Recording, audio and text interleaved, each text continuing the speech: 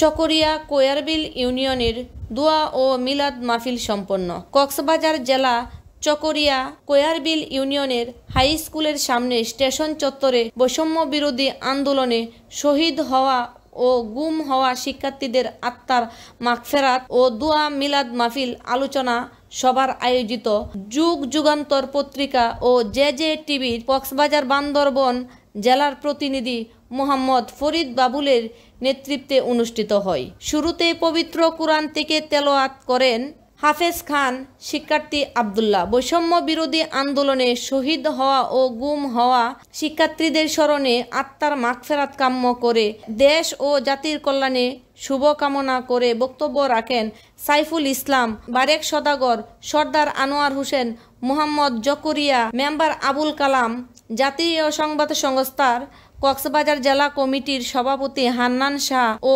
Secretary নুরুদ্দোজা। দোয়া ও মিলাদ মাহফিল পরিচালনা করেন হাফেজ ও এতিমখানার সংস্থা স্থানীয় মসজিদের পেশ ইমাম। বৈষম্য বিরোধী আন্দোলন শহীদ শিক্ষার্থীদের আত্মার মাগফেরাত করেন দেশ ও জাতির কল্যাণে সাহসী বক্তব্য রাখেন জে ও দৈনিক যুগ যুগান্তর পত্রিকার কক্সবাজার বান্দরবন জেলার প্রতিনিধি মোহাম্মদ ফরিদ বাবুল। দেশের বৃহত্তম রাজনৈতিক সংগঠন জাতীয়তাবাদী দলের যুগ্ম মহাসচিব, সাবেক প্রতিমন্ত্রী কক্সবাজার তথা গোটা দেশের অভিভাবক সালাউদ্দিন আহমেদ এর শীঘ্রই দেশের প্রত্যাবনের জন্য শুভকামনা করে।